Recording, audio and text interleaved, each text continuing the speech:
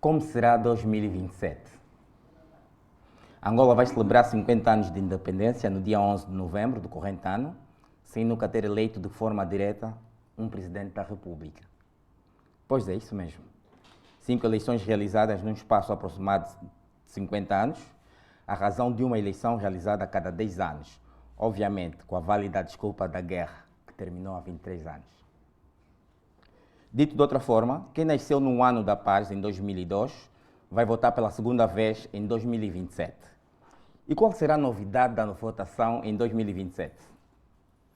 Teremos o mesmo argumento da fraude eleitoral para a recusa dos resultados, as mesmas reclamações da imprensa pública parcial, as mesmas denúncias de decisões viciadas da Comissão Nacional Eleitoral e do Tribunal Constitucional?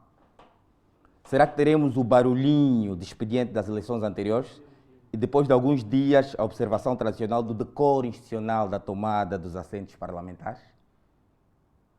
A legitimação dos resultados com esse ato, embora as discussões sobre a lei orgânica sobre as eleições gerais tenham registrado consensos assinaláveis no Parlamento entre a UNITA e o MPLA, o voto diz respeito a todos e o titular do poder soberano foi deixado de lado, por meio do veto judicial e parlamentar que rejeitou categoricamente as contribuições da sociedade civil. Existem mesmo eleições em Angola? Boa noite, sejam todos bem-vindos ao dia D, e não dia D, como disse na vez passada. Bem, hoje vamos fazer a segunda edição do dia D e não D, e eu gostava muito do D de democracia, de Delma, de Dr. Jimbo, e todos os convidados que estão aqui na sala. Sejam todos bem-vindos. É a segunda edição, temos algumas regras. A primeira é esse cronômetro que faz a ditadura do tempo, e eu estou no relógio. Os nossos convidados também vão ser sujeitos a esse cronômetro do tempo, porque a gente quer dinamizar e gerir melhor o tempo, para ter pessoas a chegarem à hora, diferente da nossa amiga Florita que entra agora.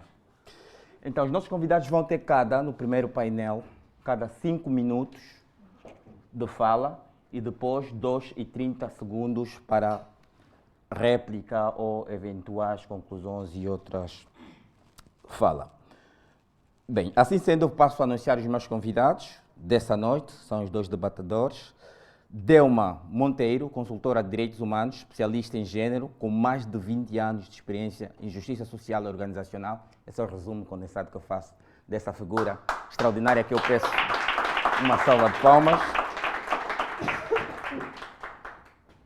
E Luís Jimbo, jurista, com formação em Direito Público, tem pós-graduação em Resolução de Conflitos e Gestão Estratégica, que também é nosso convidado, e eu peço uma salva de palmas, que atualmente ocupa a função de diretor executivo do Instituto Angolano de Sistemas Eleitorais e Democracia. Bem-vindos. Bem-vindos. Então, o relógio vai servir para mim e para vocês também, a plateia vai poder participar. Vamos colocar questões, porque é um assunto que diz respeito a todos, apesar de termos mais partilha de memes e danças do TikTok. Esse é um assunto que diz respeito a todos, e quem estiver aqui a nos assistir pode partilhar o link a partir de agora, que hoje passa também na página do Mudei, no YouTube do Mudei e no Facebook do Goza aqui. Não te preocupes com esses lenços, Luato, porque todos têm, os lencinhos é para fazermos aqui a tendência da inclinação do nosso debate, ok? Vamos embora, então. O lencinho, vocês não colocaram, a produção falhou, a Regi não colocou um aqui para mim. É a tendência do nosso debate, o magenta e o azul. Não sei se é vermelho, mas parece magenta, né?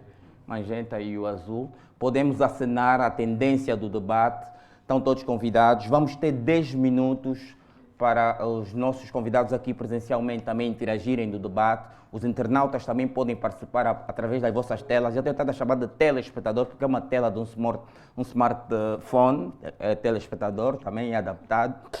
E os 27 segundos para dizer que vamos reiterar esse modelo do cronômetro. Então, bem-vindos. Eu não sei se vocês já assistiram à primeira edição, se o Luís e a Delma assistiram. Desde já, para saudações assim, a Delma, é um prazer estar consigo. Está ligado? Está ligado. Está? Tá. Ok, minhas instalações saíram, né? A Delma, Saíram, a MC. saíram. Yeah, Mas o tempo acabou. Vai saudar o público todo agora. Já- A ditadura do relógio já está operada. Pronto.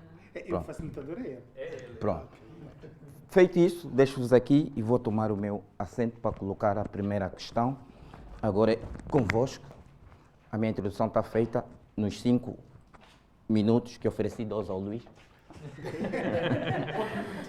E agora me sento para colocar então a primeira questão.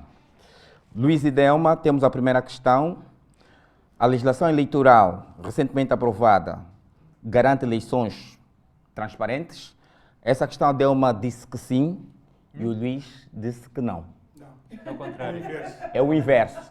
Opa, tenho aqui a minha cábula invertida. Então, a essa questão a Delma diz que não e o Luís que sim. Delma, por que não? Eu acho. Boa noite à plateia, boa noite a quem nos assiste.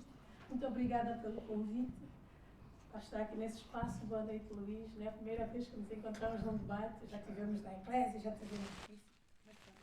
Eu acho que efetivamente a legislação eleitoral não favorece a transparência neste momento. Nós tínhamos uma legislação eleitoral que permitia 3 níveis de escrutínio, né, municipal, o provincial e o nacional. Foi automaticamente retirado esse nível de escrutínio, não é? E então limita a possibilidade de um escrutínio mais coeso, mais intenso, mais profundo. Para além de que qualquer irregularidade, agora nós teríamos que revisitar o que saiu a nível dos municípios, que agora com a nova divisão administrativa são 325, se não estou em erro, e que não é pouca coisa. A retirada, por exemplo, das atas sínteses, que foi uma ferramenta fundamental, peço desculpa pela minha voz, foi uma ferramenta fundamental nas últimas eleições para nós termos uma noção de em que medida o processo estava a ser maculado ou não. Nessa altura nós já não vamos ter as atas sínteses. Então também é uma ferramenta que tira ali algum espaço da própria sociedade civil, os partidos políticos e qualquer cidadã poder olhar mais de perto que, na verdade, o resultado do todo apresentado é fruto da soma das partes. Então nós não vamos ter essa ferramenta agora. Outra questão ainda que me preocupa nessa questão da transparência é que nós vimos que nas últimas eleições até mortos votaram, não é? Digamos assim.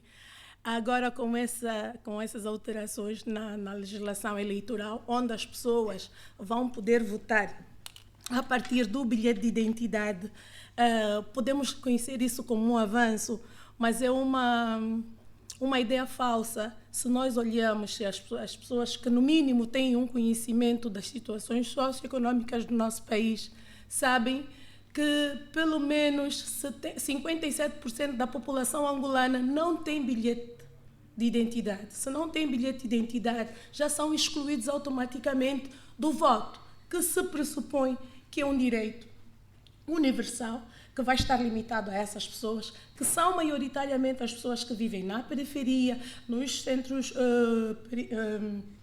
nos rurais, periurbanos, que não vão ter acesso ao voto. E então, aí nós estamos a limitar essas pessoas ao direito ao voto, que deixará de ser então um direito, passará a ser um privilégio de nós, que temos bilhete de identidade, que podemos efetivamente votar. Então eu acho que, mesmo não sendo da área do direito, e fico muito contente que esse espaço amplia o debate para as pessoas que não são da área do direito, que é assim que deve ser, e olhando a lei de forma muito superficial, eu consigo identificar esses aspectos que eu acho crucial para garantir a transparência no processo. Então, eu acho que, efetivamente, as alterações que foram adicionadas à lei nesta revisão não contribuem de maneira nenhuma para maior transparência no processo eleitoral. E eu vou oferecer aqui 1 minuto e 16, porque preciso de beber água. Obrigado. A minha solidariedade, a sua gripe, que também estou com ela. Mas vamos o essencial. Não, eu mesmo gripada, eu disse, não vou dar o luxo ao Luís Sim. de pensar que eu não fui ao debate Claro. por receio do Claro, debate. não, obrigado. Olha, sabe, o essencial desta lei, a primeira questão que se coloca é que a proposta que foi apresentada pelo governo e quem acompanha as minhas falas e o meu debate, eu me recordo um último debate que tive na rádio MFM com o jornalista Luís Fernandes, enquanto alguns discutiam que como vamos sobreviver com esta lei se passar, eu dizia claramente, se essa lei passar, eu vou deixar de ser profissional eleitoral, porque a lei impedia.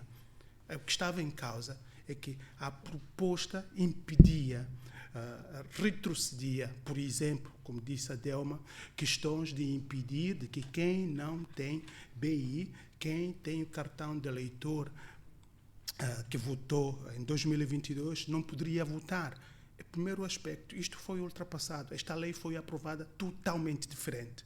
E é esta questão que eu estou confiante de que esta lei promove mais transparência. Entre as questões essenciais, a primeira, pela segunda vez, a transparência se faz nos candidatos, aqueles que, principalmente na UNITA e no MPLA, se acreditam que a lei é íntegra, que a lei dá-lhes direito.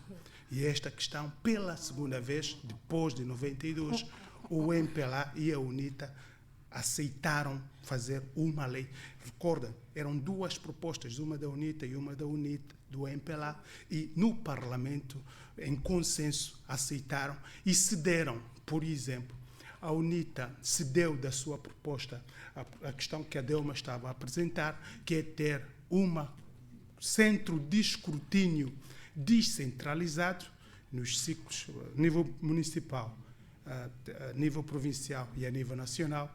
A UNITA desistiu deste aspecto e a proposta do governo desistiu de instituir mesas móveis, aquelas mesas que qualquer pessoa poderia votar em qualquer lado, que violava perigosamente o princípio da unicidade de voto. Há outras questões na lei que reforçam a transparência. Por exemplo, no aspecto sobre os atos eleitorais. Pela primeira vez, temos questões que, por exemplo, já me referi, que se aceita votar com bilhete caducado, as questões de que se aceita a publicação do resultado das eleições no município pelo site da CNE, a lei agora impõe isto, a questão de que se aceita o votou-sentou dentro dos 200 metros, e esta questão, veja que a proposta foi de que um apresentava uma distância de 1000 metros ou de 1 quilômetro e o outro apresentava, parece, de 500 metros, mas no essencial aceitaram que o votou-sentou, ou seja, o eleitor tem direito de estar sem perturbar a mesa até 200 metros, até terminar a operação. E depois, ainda mais, uma questão que ameaçava perigosamente o processo, era de que a lei da proposta permitia, ou seja, desregularizou a presença das Forças Armadas. Isso significa dizer que no dia das eleições, naquela proposta como estava, poderíamos ter militares e polícia dentro das mesas de escrutínio. Mas a proposta voltou a colocar a proibição de polícias e militares nas mesas da Assembleia.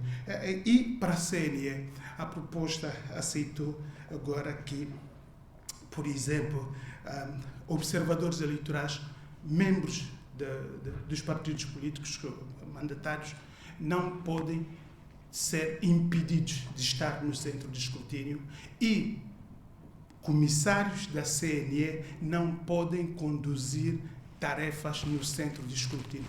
E são estes aspectos que eu acho, e para além de que eu coloco como desafio, que dá o direito dos observadores, quer nos centros de escrutínio, mas também assistir às plenárias da CNE sem direito ao voto. Esta tenho algumas dúvidas porque viola profundamente o princípio de independência do observador, mas no centro de escrutínio permite que os observadores estejam lá, acompanhem as operações. Nesta lei, a nova como está, eu tenho mais confiança de haver melhores condições para que as eleições sejam mais transparentes. Obrigado. Estou mutado. Obrigado. Obrigado, estou no ar agora, sim. Só fazer uma notazinha ao Luís e à Delma. Não se preocupem com aquele cronômetro, que eu gosto daqui, eu mudei, criou 2, tem um aqui. Então podem olhar para frente. E agora tem cada um 2 minutos e 30 segundos para a réplica. É o contrário, Tiago, são 2 minutos e 30 segundos para a réplica. Delma, por favor. Bem, eu fico muito preocupada quando o Luís diz aqui que os candidatos é que devem testificar a transparência. Não é por aí. Eu acho que o processo eleitoral tem partes envolvidas e a parte mais importante, a principal, é o povo. Se o povo não reconhecer que o processo está a ser transparente, independentemente do MPLA, o NITA, a FENELA e todos os outros partidos em competição acreditarem, fazerem um pacto com que está ok, que está transparente, isso não basta. Porque um processo não precisa ser apenas legal, ele precisa de ser legítimo. E quem oferece legitimidade ao processo é o povo. Então, eu acho que nós temos que ter muito cuidado quando nós achamos que se o MPLA e a UNITA fizerem um pacto, está tudo ok. Não é por aí. Não é por aí. Tanto que se nós não estivermos contentes nem com um nem com o outro, mandamos embora. Então, eu acho que é importante nós temos aqui, é uma coisa que eu defendo muito, mesmo quando o pai e a mãe concordam em alguma coisa dentro de casa, os filhos podem não estar de acordo. E não quer dizer que só porque os pais concordaram é o melhor para aquela família. Então, apesar de que agora a lei foi aprovada com alguns consensos, não quer dizer que o povo anteriormente reivindicou, o que a sociedade civil trouxe à mesa e que, inclusive, estes mesmos partidos que hoje concordaram, por que razão nós não sabemos, seja o melhor. Então, eu acho que é importante nós termos em atenção o que é certo, não é? Que está fundamentado na justiça, na ética e o que é legal, que está fundamentado na lei. Mas agora também nos interessa ter um processo legal que não seja legítimo ou nos interessa ter um processo justo e que seja legítimo. Eu acho que nós estamos à procura de legitimidade. Todos esses anos, e o Capa, quando fez a introdução, nos falou das cinco eleições que Angola já teve, tudo sempre foi questionado a legitimidade dos resultados. Então, os partidos sempre aceitaram os resultados. Por que nós continuamos a questionar a legitimação desses resultados? Por que nós continuamos a questionar? É porque não basta eles concordarem para as coisas estarem certas. Então, eu acho que nós estamos à procura de legitimidade. Sim, eu concordo consigo, Delma. Por isso, eu estruturei esta questão da transparência. De um lado estão, quando citei os partidos políticos, são os candidatos. E de outro lado, concordo quando está a dizer os povos, são a sociedade civil, que participa da observação, o eleitor que vota. A lei tem que garantir para todos estes confiança no processo. É isto que promove transparência. E, por exemplo, no aspecto do povo ou do eleitor, um elemento essencial é ver o resultado onde eu votei. Isto é essencial. Onde eu fui lá votar, eu tenho que saber qual foi o resultado. E, na proposta, isso estava em causa, quando se disse que se iria eliminar a ata síntese, que era o único instrumento que nós tínhamos para ver o resultado ou onde foi votado. Isto foi reposto. Foi reposto porque agora os resultados não só são afixados em cada mesa, mas também, aqui agora uma imposição legal da CNE por município divulgar os resultados. Que não existe uma mesa por município. Sim, estou no município, as mesas no município, obrigado. A outra questão que coloca importante da transparência no cidadão, qual é? Tem a ver com o direito de votar. Ora, eu não posso ser impedido. Se o registro eleitoral é obrigatório, agora, o obrigatório é oficioso, isso significa dizer que é o governo que tem que me registrar, tem que me dar BI, basta eu ter o BI, eu sou eleitor. Ora, não pode ser por minha culpa eu não ir votar porque não tenho BI ou porque o BI está caducado. E na proposta anterior, colocava-se a possibilidade das pessoas sem BI ou com qualquer documento, até administrativo, votar em qualquer sítio, de tais mesas móveis ou de tais documentos justificativos para permitir votar. Nesta lei, reforça que só vota quem está escrito na mesa. E se vota numa mesa que não está o seu nome, você preenche lá no processo é preenchido um relatório onde vai o número do teu cartão para permitir reclamação. Ou seja, eu insisto que se cada cidadão dominar e querer saber o que a lei me defende, e se os partidos políticos e candidatos tiverem mais confiança nesta lei... Tempo sim, esgotado, é infelizmente, tempo esgotado, Luís. Tempo esgotado. A nossa sala, a tendência do lencinho? Eu não entendi o que os lencinhos significam. Agora vai ver qual é a predominância da cor na Eu sala. nem quero entender, mas dá gosto de ver. O que significa, então? É uma maneira alternativa de animar o nosso debate com a tendência da opinião. Ok. É Exatamente. sondagem. É sondagem, né? Ok, mas Queremos assim, estimular o azul isso. significa o quê? A inclinação da significa o quê? tendência da opinião, os argumentos, né? Só agora Adeus. Nós estamos habituados à democracia, moça. Luís Jimbo e Delma Monteiro, sejam bem-vindos ao Dia D. Esse é um programa diferenciado. Sabes que em eleições temos o E-Day, Sim, sim. Election Day. Yeah. Yes, of course. Vamos embora. Vamos então partir para a segunda questão. A oposição tem contribuído para a falta de credibilidade do sistema eleitoral? Essa questão o Luís disse que sim, certamente sim. E a Delma disse que não. Certamente não. Por que é que sim, Luís? Sim. Vou dar o exemplo, questões concretas dos nossos processos, para não... veja que, por exemplo, em 2022, nas últimas eleições, no nosso sistema eleitoral, os partidos e os candidatos têm uma coisa que o cidadão e a organização não temos. Qual é? De ir ao Tribunal Constitucional reclamar de uma irregularidade. Mas sabe que a grande fragilidade e o grande desafio que têm os partidos políticos para fazer isto é preciso ter uma estrutura técnica muito eficiente. Porquê? Porque esta reclamação tem que começar na mesa. E em todos nós, principalmente a experiência que eu tenho de observar eleições cá em Angola, eu sei que também o partido governante, o oponente, sabe que se a oposição, se uma mesa não tiver um delegado de lista de um partido político, ou se o delegado de lista não sair do processo com um documento de evidência para reclamar, ou se o presidente não escrever na ata uma reclamação em concreto, não vai acontecer nada em decisão no tribunal. E eu estou lá observador a ver isto. A lei não me permite impugnar.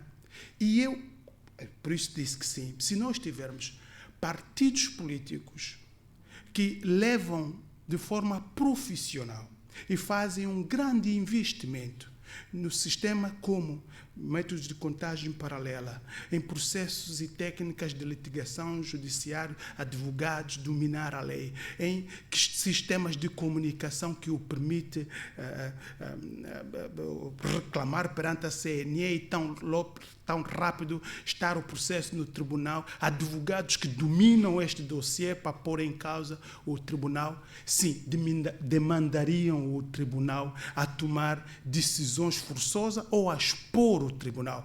Esta questão é que me faz defender de que o desafio no nosso sistema passa pelos partidos políticos nesta questão. E uma outra questão é, se passa um pouco a cultura de participação cidadã, de que ser político, o fim último é ganhar alguma coisa. E isso vejo que também o partido na situação usa este instrumento na expectativa que pode ter o emprego como professor ou como na função pública, porque o MPLA não pode dar emprego. Naturalmente, enquanto partido, tem que usar o governo. Mas a oposição, eu vejo que usa a mesma técnica de dar uma esperança de quem participa, de que se for poder ou se ir para o Parlamento. E isto faz diminuir profundamente a qualidade da participação política. É muito pessoalizada, é muito...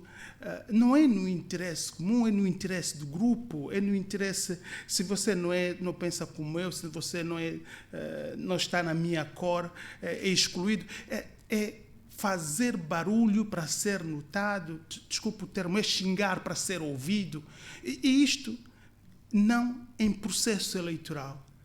No final, pesa mais para a oposição, prejudica mais a oposição do que o partido na situação, porque o partido na situação está no controle dos recursos, está na administração pública, consegue manobrar-se neste processo. Eu devolvo-te o 1 minuto que tu me disseste. São 40 segundos. Muito obrigada. Okay. Bem, eu acho que é muito reducionista nós chamamos do processo eleitoral o voto e o que acontece depois do voto.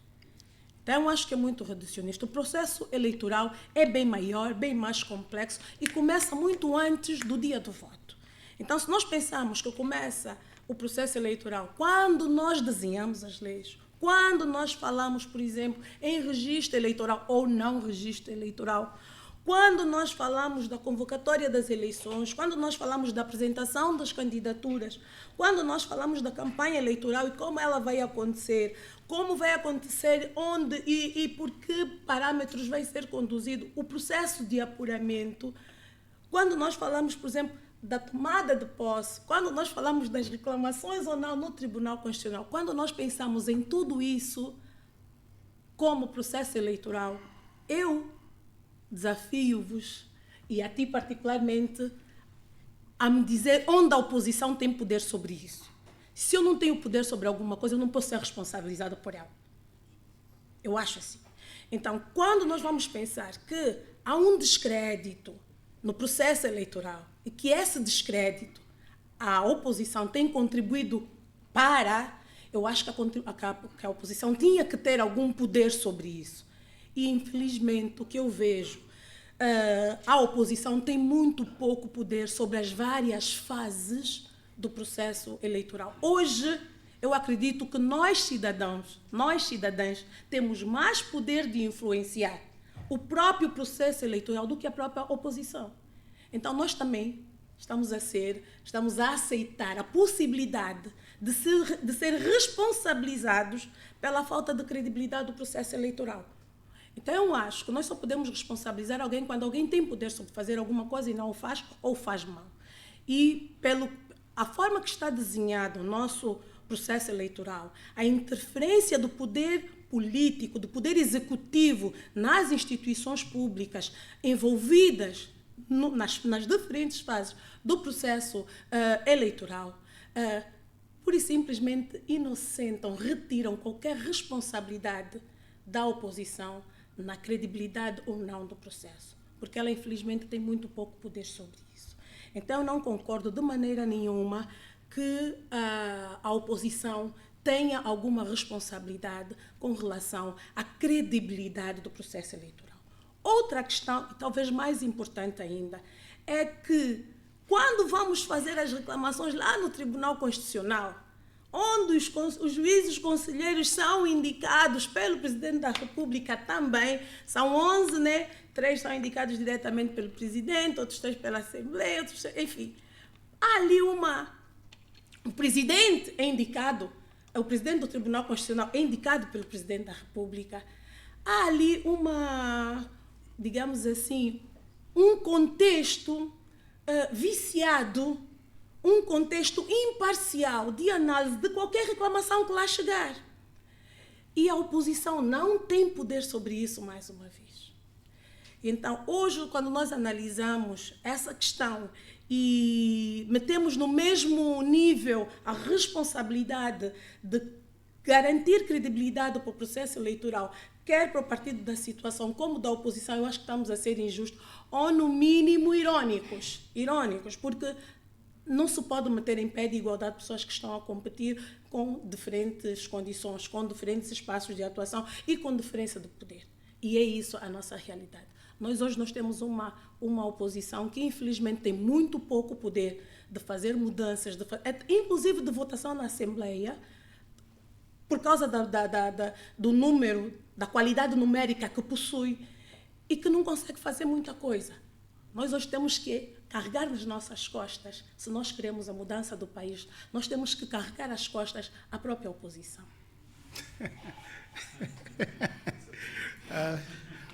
Posso? Posso, né? 2,5. Yeah. Sim. Eu quero pegar a ironia. E o carregar a responsabilidade de fazer a alternância. Primeiro, estejamos claros, eleições é uma competição de poder. Não sejamos ingênuos. Os partidos políticos são organizados para manter o poder e para alcançar o poder. Qual é a ironia que nós temos neste jogo? Veja, por exemplo, na CNE. Hoje o debate, sabe o que é mais difícil para mim? É convencer a oposição e o partido na situação que uma CNE, árbitro desta competição, não pode ter partido político. Sabes, eu apresentei, inclusive, uma crítica nesta nova lei, que agora estabelece, para além de sabermos que os partidos políticos só estão a lutar se eu vou ter mais um ou menos um. Por quê? Porque usam o órgão eleitoral como mecanismo para controlar e para controlar esta competição ao poder. Citou do Tribunal Constitucional.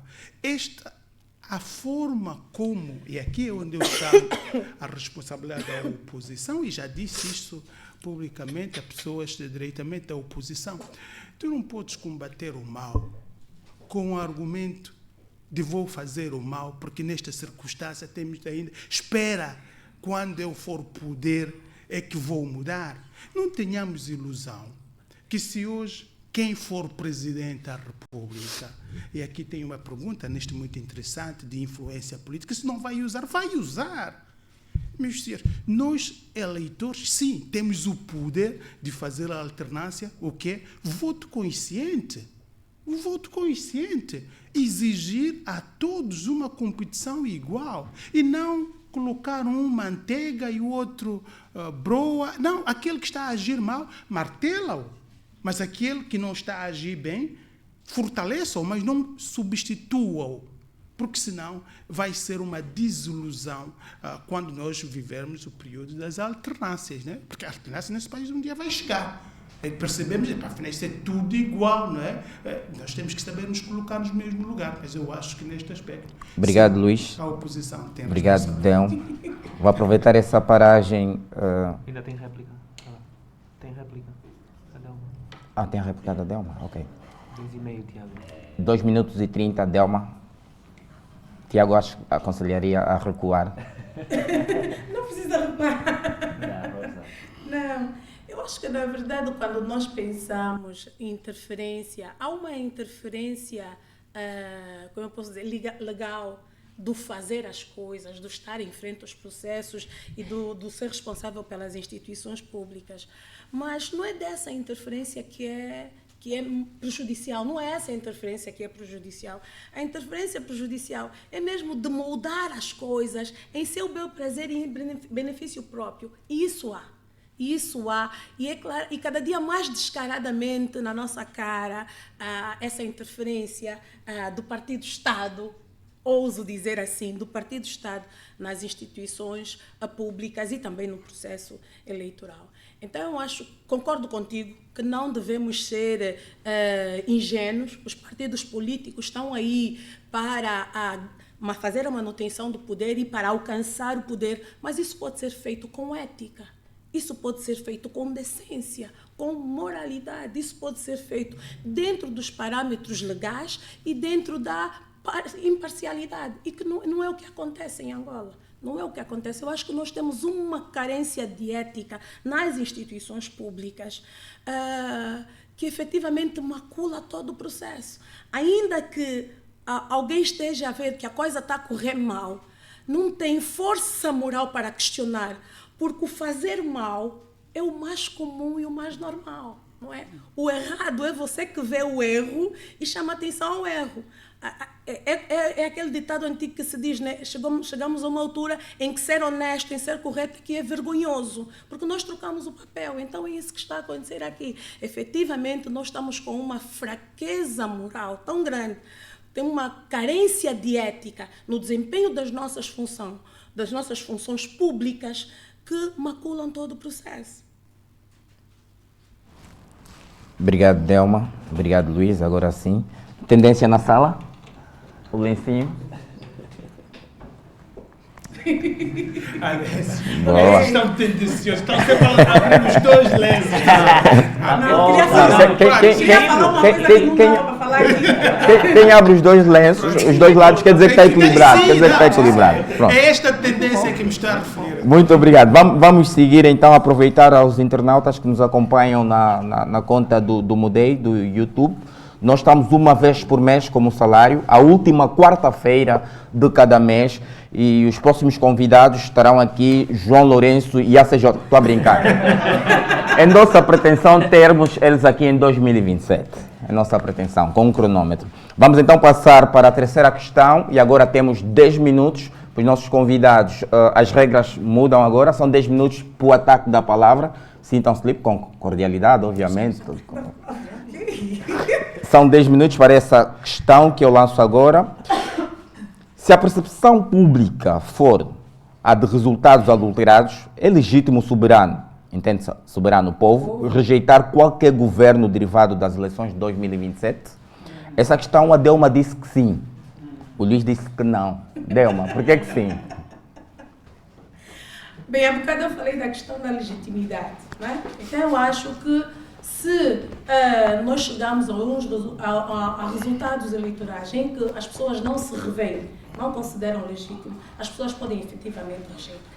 E tem muitas formas de rejeitar. Podem fazer de forma organizada, ir para o Tribunal Constitucional, pedir, esgotar todos os mecanismos legais internos e, quando não houver solução, fazer denúncias internacionais à ONU, à Comissão Africana e todo o resto. Mas é legítimo porque nós, efetivamente, as eleições, supostamente, são para nós elegermos os nossos representantes.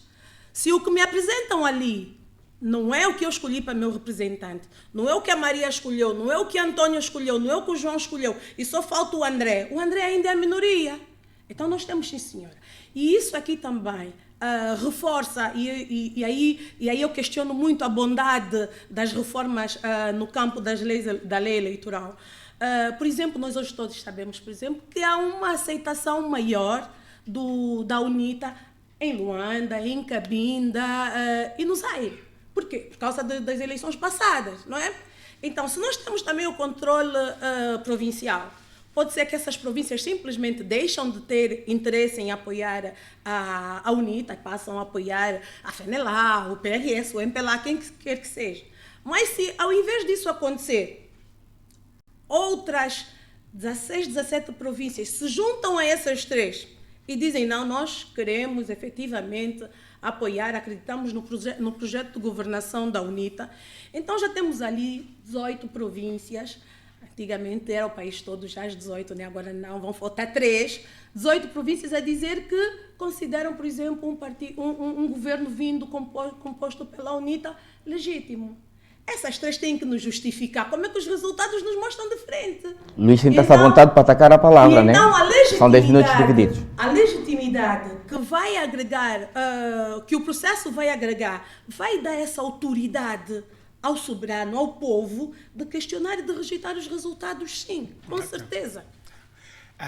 Dilma, sabe? A Dilma Rousseff. Por favor, não batize. Próxima candidata.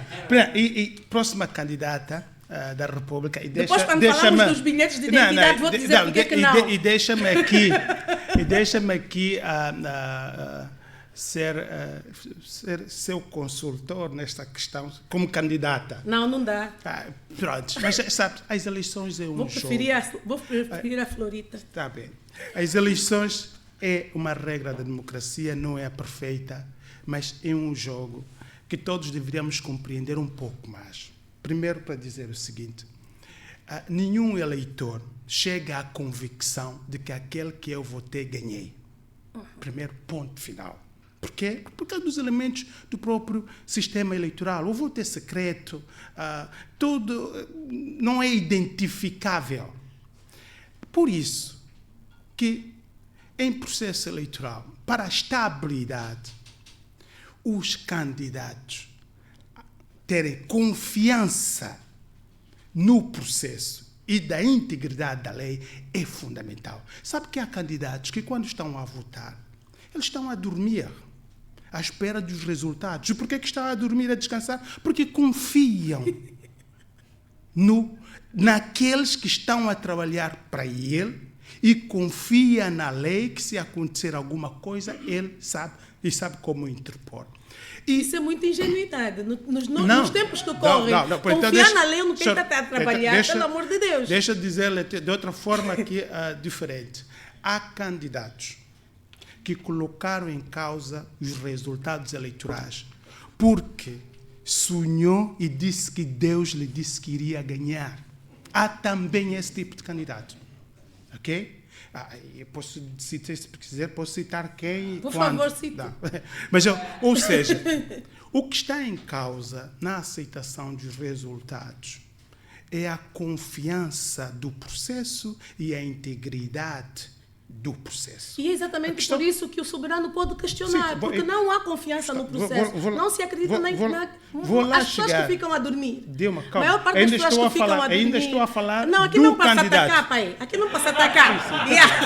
As pessoas que estão a dormir, porque já votaram e estão a dormir, não são porque confiam no processo. Não, são porque tanto faz como tanto fez. O que sair dali, eu não tenho nada a ver. E outros ainda que também dormem, são aqueles que já têm certeza que o negócio que fizeram por trás da cortina vai dar certo, está assegurado. E ainda há aqueles outros que são os mais inocentes ainda, que não têm sequer capacidade de analisar e de acompanhar o processo, que simplesmente se acomodam porque lhes deram 3 cervejas. As raves, as não sei o quê, que baixam o preço do álcool e é por aí. Pronto, está bem. Então, agora, dizer mesmo, eu não sei se tem em Angola hoje um cidadão que acredita de olhos fechados no nosso processo. Pronto, está bem. Eu estava a citar de candidatos. Estava primeiro na perspectiva dos candidatos, a confiança que o candidato tem que ter no processo. Por quê? Porque um candidato, se não confia no processo, não aceita o resultado, ele dizer não aceitei o resultado, todos aqueles que votaram para ele não vão aceitar no processo e vão segui-lo. Pode ser o contrário. É aqui que inicia o movimento cívico, público, popular, de que mecanismos vamos usar para pôr em causa o processo. E aqui pode ser a revolução, ou seja, a manifestação. Mas a questão é, os manifestantes, se é um caso de reclamação em tribunal, têm que se agarrar na convicção de um candidato que diz que eu não aceitei o resultado. Porque o inverso é plenamente também possível e já aconteceu. Exatamente. Que o processo correu como correu, os candidatos aceitaram. Se ela aceitou, aceitou. O mecanismo que tens de ir pôr em causa os resultados eleitorais não terás. Podes realizar. Interessa. Podes realizar a manifestação de insatisfeito com o processo eleitoral ou petição. Mas recorrer a instâncias internacionais de legalidade, de controle da democracia. Existem essas instâncias internacionais. E a ideia de que quem não aceita resultado faz manifestação é exatamente para transmitir para a população, que são os arruaceiros, os desorganizados, os que gostam de fazer confusão. O diálogo para tentarmos nos perceber, porque se a gente não nos perceber... Eu estou a ver que o tempo está a acabar e você não está a parar, então tenho que entrar, senão eu não falo, pai. Tá bem. Temos nesse preciso momento 2 minutos. Vamos lá, olha, tempo. Eu nunca fiquei em cima do tempo. Delma, temos agora 2 minutos e eu vou dar a cada um para equilibrar. Mas, como disse, a força da verdade é verdade. Não é bater que as coisas acontecem, né? É ser justo com as coisas. E volto a dizer, se os candidatos não porem em causa o processo eleitoral, por mais movimento popular que se faça, não vai pôr em causa aquele resultado, aquelas eleições. O inverso, sim. Se os candidatos não aceitarem os resultados, sim, pode desencadear vários tipos de mecanismos de pressão para pôr. E por isso eu digo, neste caso, a legitimidade no processo eleitoral recai aos candidatos para desencadear este processo.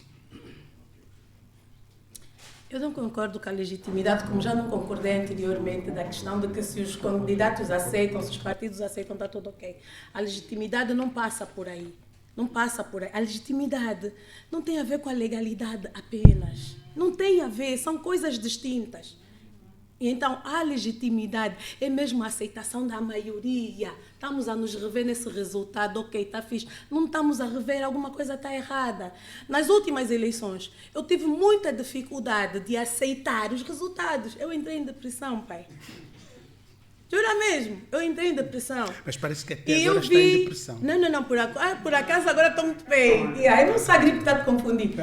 E eu vi o movimento das pessoas a questionarem a postura dos partidos políticos.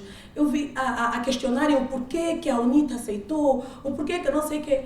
Mas depois, quando o MPLA foi fazer a passeata de partido vencedor, a reação da população, então eles deviam se esconder. Deviam se esconder. Mas também tens aqui o exemplo em concreto que não desencadeou nada, não é? Porque nós não tentamos. Estávamos tão distraídos. Infelizmente estamos sem tempo. Delma, o relógio, a ditadura do tempo. Não, ok. A ditadura do tempo. Já vi que sim, vamos ter muitas participações. Agora é momento, sim, de eu me levantar, exibir os meus 1,80 m, 83 com cabelo. Ainda mais baixo que tu. E colocar então as questões para a plateia que estava aí com muita vontade de participar. Agora sim, temos 10 minutos. Antes disso, o lencinho, né? O lencinho já é prática, só para sondar a tendência. Mário Pinho, bem-vindo. Manuel Angula, bem-vindo. Padre Epalanga, bem-vindo. Todos bem-vindos. Pronto, então temos agora 10 minutos. São 10 minutos para perguntar e responder. Ou seja, vamos ser telegráficos. 1 minuto para questionar. Florita, por favor, o microfone. Atrasada já é que dás a palavra. Temos poucas senhoras na sala, tem que equilibrar o gênero. Capa também, isso me borra, é? 2 minutos. Obrigada, Delma Jimbo, parabéns, assim se faz Angola. Eu não sei se eu tenho questões, capa. Eu tenho comentários. Então, essa questão um da minuto legalidade. Para comentar. 1 minuto. Está bem. Essa questão da legalidade e da legitimidade, para mim, é extremamente importante. E eu agradeço a Delma por estar a insistir nesse ponto, sobretudo num contexto como Angola, em que a separação de poderes não existe. Eu continuo a insistir que nós precisamos mesmo continuar a falar para a população. Se você não agir como soberano, não pensa que o Supremo vai te salvar, não pensa que o Legislativo vai te salvar. Então, fizeram as leis nas quais o soberano não se revê e nós não podemos simplesmente estar a usar essa lei para dizer, olha, nós não podemos fazer isso porque a lei diz, nós só podemos fazer aquilo porque a lei diz. Temos que continuar a reclamar legitimidade e pensar nas instituições que nós queremos construir como transparentes, como íntegras, mas isso passa primeiramente pela legitimidade. Obrigado, e eu Florita. acho que nós... Não passou um minuto, cara. Agora você já. Está meio confusionista. Já, Tá 8h50. fixe, obrigada. 8h50. Por favor, produção. Tem uma questão aí atrás, nome e a questão. Gosto muito dessa ditadura do tempo. Muito boa noite a todos. Eu queria colocar uma questão a Nome, por favor, antes. Pedro Aguiar. Um minuto. Uma questão a Delma Monteiro, um bocadinho na deixa da Florida. É que quem se permite participar de um jogo assumidamente viciado pode reclamar do resultado que virá? Essa a pergunta? Esta é a pergunta. Pode reclamar. Obrigado. Daqui a pouco. Vocês não me disseram as regras Aqui à frente, se faz favor. Padre Palanque. Boa noite a todos e a todas. Boa noite, Pois, a minha pergunta vai para os dois, para a Delma e para o Luís. O que é que confere idoneidade a um processo eleitoral? Okay. Obrigado. Obrigado pela telegrafia, sobretudo aqui à frente. O Zola, colocar. Eu esqueci de trazer o papel para apontar as perguntas. Boa noite a todos e a todas. Zola Álvaro. Eu tenho uma questão, eu acho que pode ser para os dois. O Tribunal Constitucional é a última instância do contencioso. Depois tem a CNE, que é a instituição que vai administrar o processo. O Tribunal Constitucional tem 11 juízes. Uma juiz, conselheira, presidente. O Presidente da República indica 4 juízes. O Parlamento indica 4, obedecendo o princípio de proporcionalidade no Parlamento. 2 juízes entram indicados pelo Conselho Superior da Magistratura, que tem um cidadão que já saiu por boi de problema. E também E depois são entra, pelo presidente. ok, e um entra por concurso público curricular organizado pelo Conselho Superior da Magistratura. Nesse momento, o atual figurino do Tribunal Constitucional só tem uma única juíza conselheira que sai integralmente da sociedade civil. O resto tem históricos com militância. Os 9, os 10 os novos do MPLA, um da UNITA, que foi militar da UNITA, uma da sociedade civil. Vocês acham que há integridade? Já temos problema com a CNE, vamos para o contencioso. Vocês acham que o contencioso será administrado nos termos que a transparência exige? Obrigado, Zola. Temos tempo para mais uma questão, 6 minutos e 31. Mais ninguém? Então pronto, vou oferecer esse tempo. Agora saio das imagens e deixo então os nossos convidados. Podemos começar com essa última? Deixa-me então Lembrar começar. questões. Olha, a questão genérica do padre e também do Zola, no meu entender, tem a ver com a integridade do processo. E a integridade do processo se vê, de um lado, é a lei. A lei tem, no processo, por isso que no processo eleitoral, uma questão essencial é o quadro legal. Sabe que democracia são princípios, são valores, são universais. Por isso que podemos observar eleições aqui, no outro país e comparar, porque são valores, mas cada um aplica este valor tendo a sua realidade e o contexto. Mas quem aplica este valor tem que ter valor. Isto é a discussão. A ética. Está a perceber? De um lado, sim, a lei diz. Mas de outro lado, independentemente de Zola, se tu hoje fores presidente do tribunal, o que vais decidir? Se vais decidir porque és de uma identidade étnica, ou se porque és amigo de, ou se és do partido de, o que vai estar posto em causa é a sua integridade. Você acredita nesta posição que estás e destes valores que esta posição tem que representar. E no nosso caso, o que está em causa é isto, padre. O nosso processo, e alguém já disse, mesmo que nós fizermos bem, mas como todos parecemos mal, nós mesmos não vamos acreditar. É preciso também haver um investimento muito sério nas pessoas, nas questões de valor. E é isto que eu sinto de haver também ausência. Estamos a discutir as leis, estamos a discutir as instituições, mas estamos a deixar de discutir o valor da sociedade, o respeito à idoneidade, o caráter. Estamos a deixar de discutir isso, de ter instituições que promovem isto. Porque se nós não conseguimos ter estas bases, não importa quem lá te ver, vai sempre agir de forma não valor. Muito obrigada. Eu vou começar do último ao primeiro. Zola, o processo ali está condenado a continuar viciado.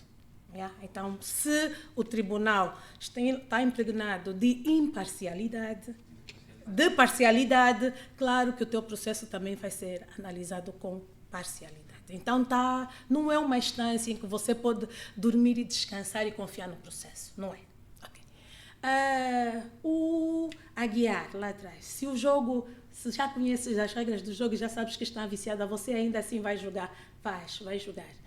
E em democracia, atenção que os jogadores não são só os partidos políticos. Por isso, e volto a reafirmar, ainda que eles aceitam, eu, o jogador povo, o jogador soberano, vou questionar o resultado. Então, não se trata apenas dos partidos políticos que estão a pleitear. Mesmo que eles achem que alguma coisa não funcionou bem, mas vamos aceitar, ainda assim o povo tem direito, porque eu posso te indicar para ser meu representante, mas a dada altura eu dou conta que você não me está a representar bem. Então eu vou, digamos, eu contratei um advogado, passei-lhe uma procuração, já não está a responder aos meus interesses, então eu vou à conservatória, revogo a procuração que lhe passei e passo a procuração para um outro advogado, não é? No jogo eleitoral, eu não tenho como, a meio do caminho, fazer isso, mas eu ainda tenho a prerrogativa, e por isso a Constituição me dá essa prerrogativa de reivindicar e de questionar o processo. E quando esgoto internamente, porque também não confio no Tribunal Constitucional, ainda me restam os mecanismos internacionais de controle democrático. Ainda posso ir para a Comissão das Nações Unidas, posso ir aqui mais perto para a Comissão Africana, que vai acontecer aqui muito recentemente, daqui a dia, a sua 85ª sessão. Muito obrigada, Florita, pelo comentário. Senhor Padre, desculpa, a sua questão me escapa. É sobre a idoneidade do processo. Quem confere? Quem confere a idoneidade? O que confere idoneidade no processo? Eu acho que, na verdade, eu não sou muito legalista. Eu não acho que as leis bastam para tudo. Não penso assim. Mas as leis são uma baliza importante para garantir um bocadinho da idoneidade. E digo mesmo um bocadinho, nem chega a 100%. Mas como as coisas vão se desenrolar, como as coisas vão acontecer e como as pessoas vão se rever nessas leis, que na maior parte das vezes não participaram do processo da sua concepção, isso vai dar idoneidade ao processo.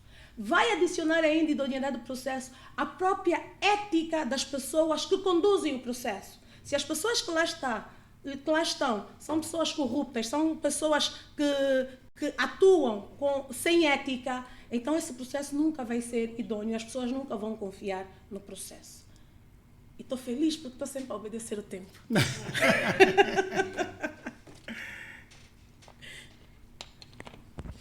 Obrigado, Delma. Obrigado, Luís. Vamos continuar, então. Eu queria saber a tendência, como é que estamos? Empate! Bata aqui! Vamos a jogar bem! Isso é uma tendência. Boa. Muito bom. Vamos então prosseguir. Estamos bem a nível do assim, no fim, vão dizer se saiu 1-0, 2-0, 3-0. Isso é uma sondagem. Não, o objetivo é só contribuir. Sim. E também dá pilha. Não é para eles sentirem partícipes, né? Aqui na sala não estão só a assistir, estão a participar também. E sobretudo não deixar que o debate seja só do MPLA e a UNITA. Exatamente. Essa bipolaridade não é boa. Bom, vamos embora então, vamos prosseguir. Regi, tem alguma pergunta da internet? Não. Ok. A Regi normalmente não é exposta, tu estás aqui exposta. Vamos então prosseguir com a quarta questão, vamos continuar com o nosso debate. Foram legais os procedimentos que ignoraram a proposta eleitoral da sociedade civil e proibiram a greve dos jornalistas? Essa questão o Luís diz que sim, a Delma que não. Quem quer começar? Deixa eu começar, depois tu martelares. Sim, a pergunta se refere à iniciativa do grupo da sociedade civil, que foi o MUDEI, e também dos jornalistas. Né? Então, são duas questões diferentes dentro do mesmo tema. A tentativa do debate da das ordens de advogados. Obrigado. Olha, do projeto da iniciativa do MUDEI, é a ausência de um regulamento que regula a questão da iniciativa. A lei diz que... Iniciativa legislativa. Obrigado. Iniciativa. É a ausência deste regulamento. E aqui é preciso deixar claro de uma coisa que vamos novamente na tal discussão de legitimidade da democracia. A democracia é essa regra. Só no Parlamento, só 3 entidades podem tomar iniciativa de leis: o deputado, o grupo parlamentar e o Presidente da República. Isto é claro. Mas, pois o regulamento diz que pode tomar proposta de iniciativa os cidadãos. Só que vocês imaginavam que seria alguém do MUDEI a ir na sala de especialidade a defender a sua proposta. Não. Teriam que ser sempre os deputados a tomarem iniciativa daquela, ou seja, alguém tinha que receber a proposta, e é isto que diz a lei. Por isso é muito claro da interpretação que eu fiz da lei. A lei diz que é preciso, havia um regulamento que diz de que como é que o Parlamento, ou um destes, o deputado, o presidente ou o grupo parlamentar, deveria tomar a proposta apresentada pela iniciativa da sociedade civil. É neste sentido que eu interpretei. Da Ordem dos Advogados, aí eu disse que foi ilegal, porque a Ordem dos Advogados tinha, sim, tem no seu objeto social realizar debates, análises, tudo que é jurídico tem. Aquela ação foi simplesmente para impedir o debate público sobre as questões eleitorais. Sobre os jornalistas, eu disse que sim. Por quê? Dos jornalistas, o que esteve em causa é o direito à greve. O direito à greve é o direito do trabalhador contra a entidade empregadora. Neste caso, quem é a entidade empregadora? Não é o Ministério da Comunicação Social, é a empresa, é a TV Zimbo, é a Rádio Nacional. Ora, o que eu percebi do processo e li exaustivamente é que a entidade empregadora sentiu-se ameaçado da violação, da paralisação total da empresa, porque na deliberação dizia que não haveria serviços mínimos. E eu compreendi que a TPA fazer greve sem serviços mínimos, naquele dia íamos ligar a TPA e ia aparecer só chuva, porque não tem mesmo nada. E então a entidade empregadora achou-se no direito de perguntar ao tribunal se esta decisão é legal ou não, e aqui eu acho que sim, porque o prejuízo, ou seja, o direito da entidade empregadora que tem de também se defender que a sua empresa não pode parar. Não teve em causa que eles não têm direito à greve, mas teve em causa de que não deve fechar a empresa por causa de uma greve. É neste entendimento que eu tive. Obrigado. Ok, eu vou deixar da proposta de lei para o fim, porque é mais... Tem 5 minutos. E eu vou começar pela questão da Ordem dos Advogados e da greve dos jornalistas. Primeiro, a Ordem dos Advogados, como qualquer outra instituição da sociedade civil, tem o direito de debater sobre qualquer assunto de utilidade pública. Então, houve ali uma interpretação extensiva e abusiva da lei e até admito alguma influência moral sobre o processo para que se impedisse a realização dos debates. Não há aí nenhuma legalidade para impedir o debate da Ordem dos Advogados.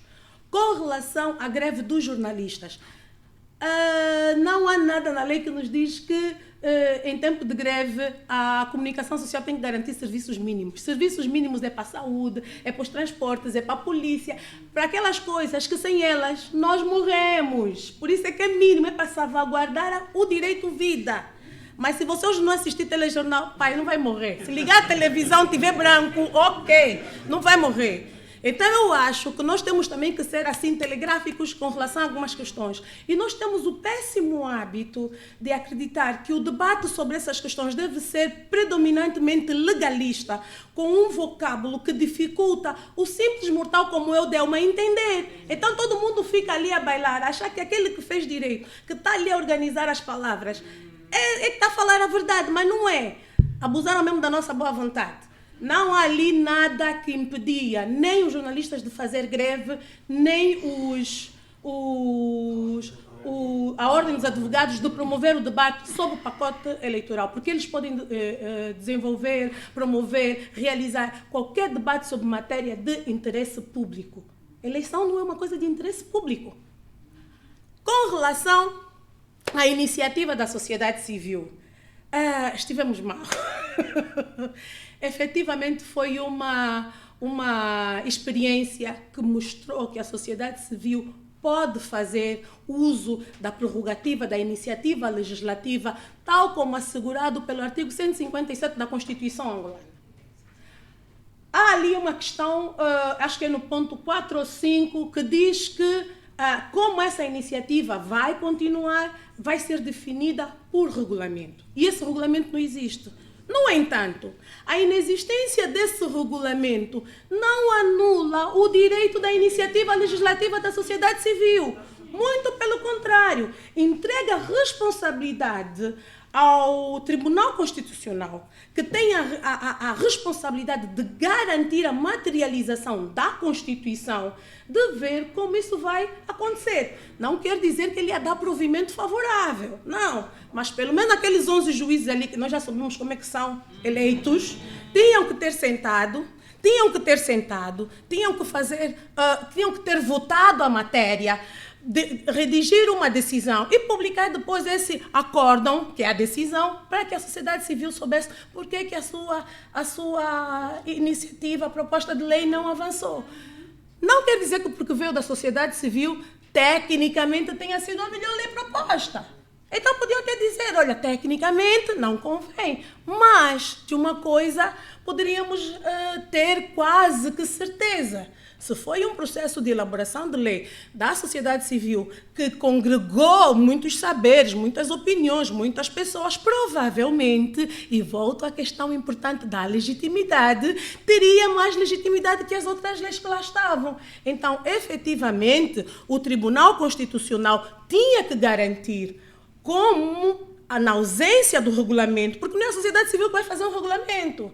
Na ausência do regulamento, essa iniciativa seria analisada, observada, tida em conta. Agora, é também completamente, a sua interpretação, completamente errada acreditar que, para continuar, a iniciativa da sociedade civil tinha que ser assumida pelos deputados, pelo Presidente da República ou por qualquer outro. Podia ter ser, mas não era o único caminho.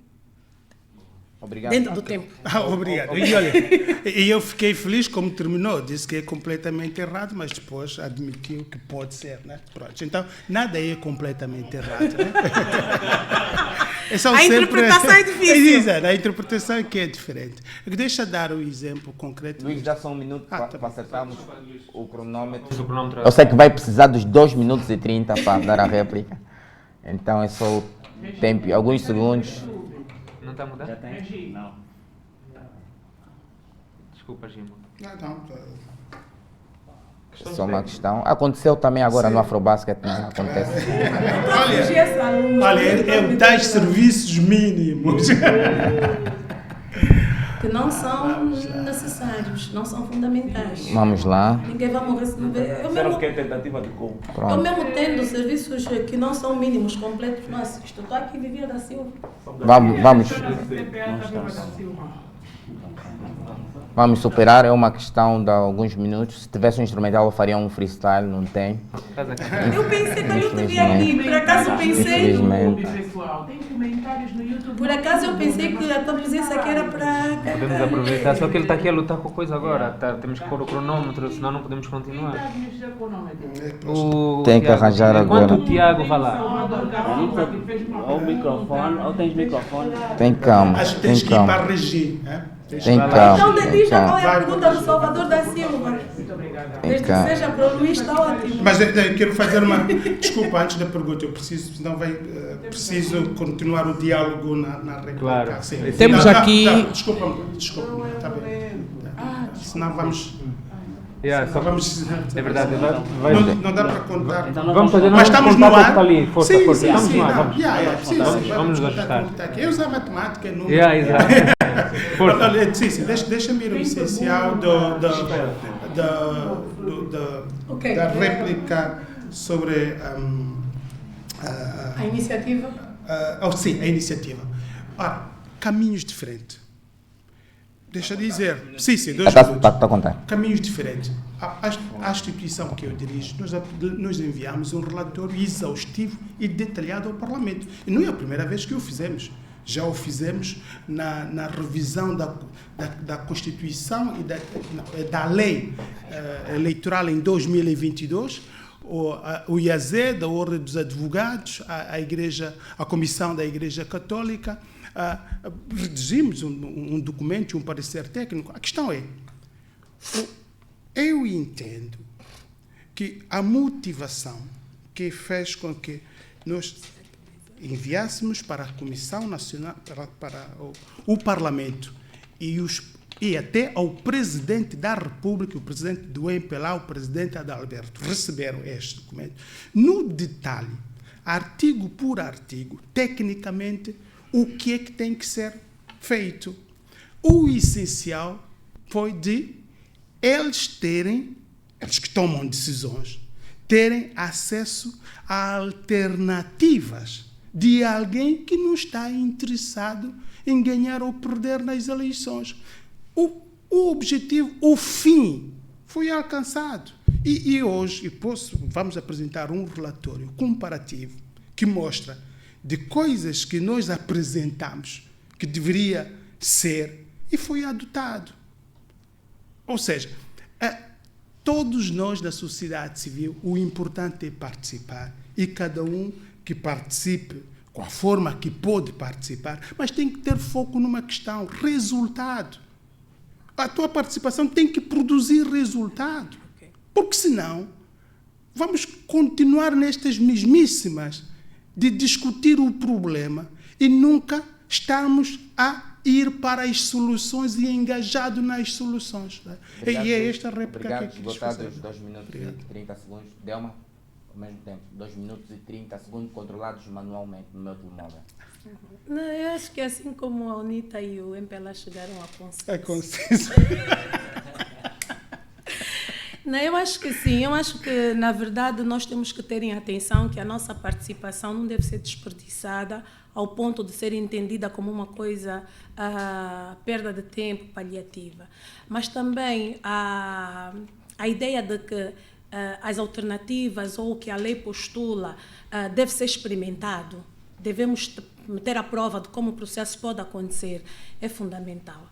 E eu acho que, no caso da iniciativa legislativa da sociedade civil, teria pernas para andar, por exemplo, se a sociedade civil convencesse um partido político a assumir aquilo como iniciativa partidária. Até porque, sabendo que não existe um regulamento de como isso deve acontecer, então as probabilidades dessa iniciativa morrer na praia eram grandes, sobretudo quando nós sabemos que há pouca vontade política para fazer valer esse tipo de iniciativas. Então eu acho que sim, que em vez de nós pensarmos num protagonismo de quem fez, de quem não fez, nós começamos a pensar em como chegar ao horizonte e conseguir ultrapassar a praia, as ondas e chegar ao horizonte. Eu acho que é bem mais relevante, traz mais resultados do que efetivamente isso. Então, nesse aspecto, eu acho que se nós tivéssemos conseguido que uma força política assumisse o projeto de lei da sociedade civil, provavelmente teria pernas para andar ou provavelmente teria chegado mais longe, não é? Então, eu acho que nesse aspecto eu concordo, eu gosto de resultado e não de despender esforço desnecessariamente. Gostamos dos resultados. Sim, Obrigado. Casamento tem que dar filhos. Também não precisa chegar aí. Obrigado, Delma. Obrigado, Luís. Sim, agora fazer a vontade da Florita, mandar um abraço para quem nos acompanha aqui no YouTube. Tá o Ângelo Abel Sapinala, Alexia Gamito, o Salvador Silva e todos os outros. Eu já pedi desculpa aos presentes aqui na sala e para os internautas, não tem acontecido isso. aconteceu no Afrobasket, isso começa a ser contagioso. Não vamos ficar perto de uma hora, está a regia a lutar para ver se consegue consertar. Enquanto isso, vamos sim à última questão, e se eventualmente a produção permitir, depois parece que a plateia quer continuar a participar. Vou colocar então a última questão e depois, se a minha produção permitir, vamos fazer mais uma roda aqui internamente. A última questão, Delma e Luís. A transmissão online do apuramento dos resultados aumentaria a confiança dos eleitores? Diz que eu vou responder na outra. A Delma a essa questão disse que sim. E o Luís não. Delma, sim por quê? Eu acho que aquilo que você vê, você tem mais facilidade de acreditar. Não quer dizer que não ia haver manipulação, atenção. Também podiam meter as câmaras em lugares estratégicos para nos passarem aquilo que gostariam que nós víssemos. Mas, efetivamente, se nós tivéssemos condições de acompanhar a recolha das urnas, a conferência das atas, a contagem dos votos, e isso fosse feito em tempo real, menos desconfiança haveria. Provavelmente aquelas pessoas mais atentas, que entendem mais da manipulação tecnológica, podiam dizer, não, mas ali houve espaço para isso, houve espaço para aquilo, mas efetivamente eu acho que agregaria maior confiança ao processo.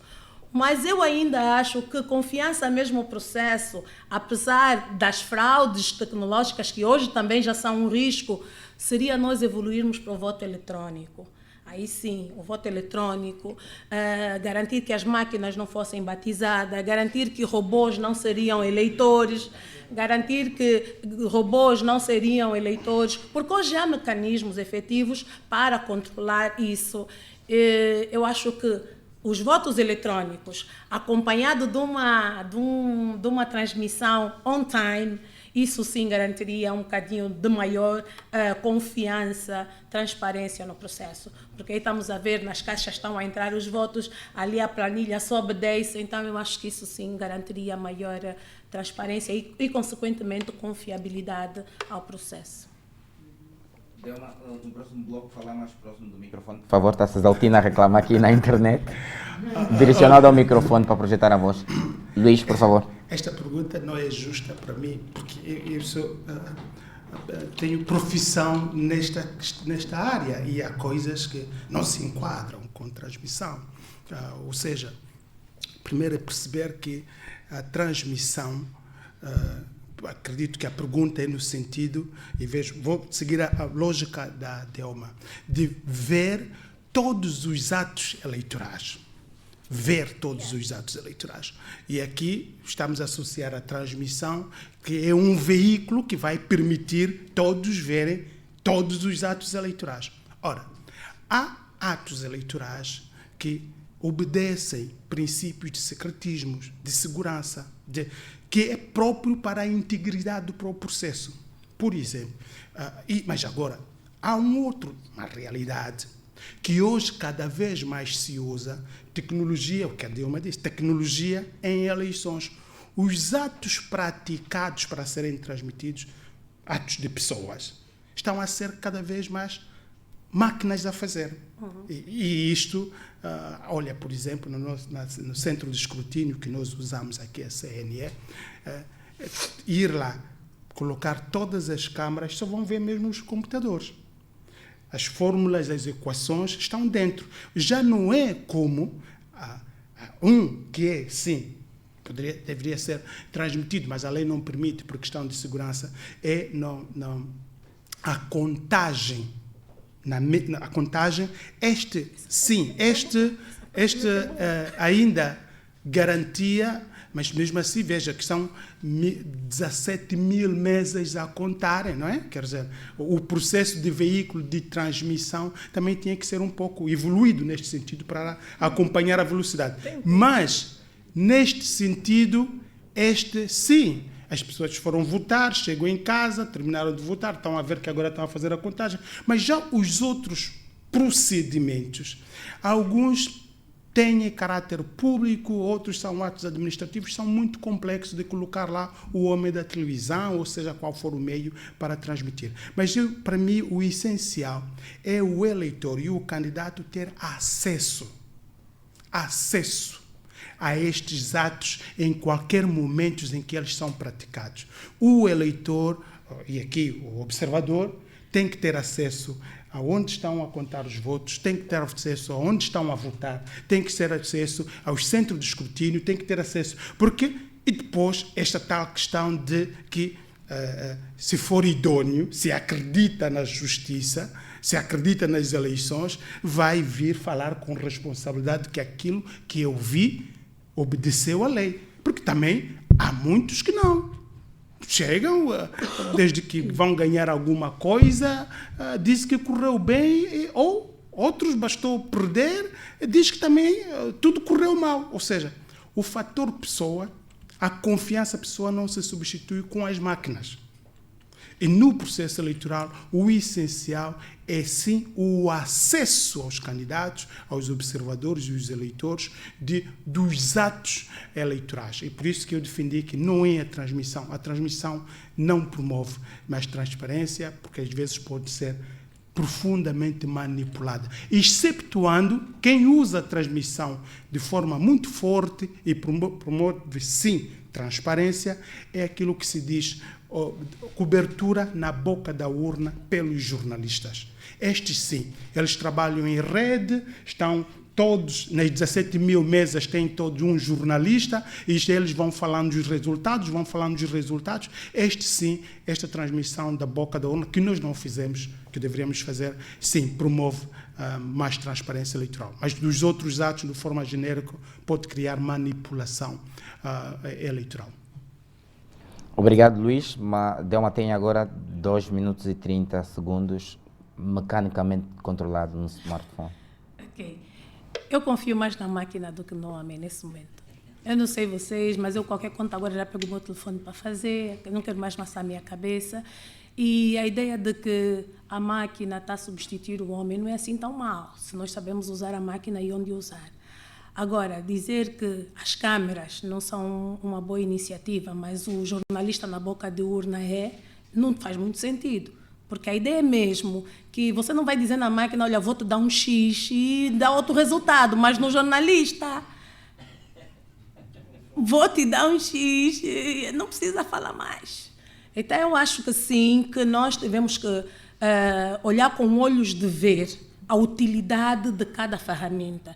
E, no nosso contexto, sim, a ideia de ter a filmagem, a transmissão on time da contagem dos votos é fundamental, sobretudo porque agora já não temos mais a contagem e publicação dos votos nas mesas de votos, mas sim municipais, porque já não temos mais o escrutínio provincial, mas sim tudo manda para a CNE. A CNE ficou com tanto poder, com tanto controle, que a CNE pode simplesmente ditar o resultado que lhe apetecer.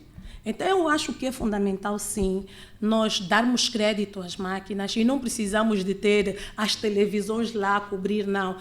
Hoje nós temos câmaras de segurança na nossa casa em 3, 4, 5, 20 pontos e estamos a controlar todas por um telefone. Então, você aperta no número, você sabe a tua mesa de voto é número 5, você aperta lá para ver como é que está a contar número 5, é número 351, aperta lá para ver como é que está a contar na mesa 351. Eu acho que isso é fazível, inclusive orçamentalmente, não é uma despesa muito grande, e até pode ser o dinheiro que se salvar por causa da eliminação do controle provincial, aplica-se ali nas câmaras e ainda, a conta ainda não vai dar zero, ainda vai sobrar saldo.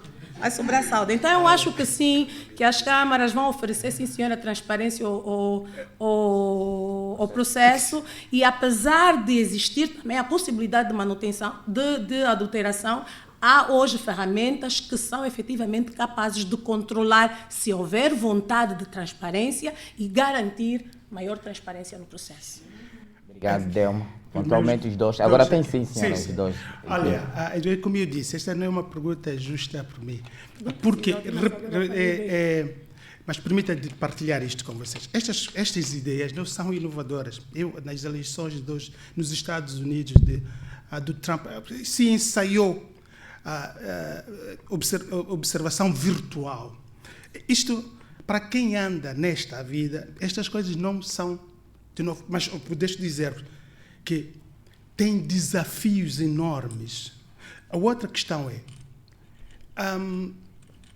quanto mais se usa tecnologia em África, nas eleições, mais manipuláveis são os resultados.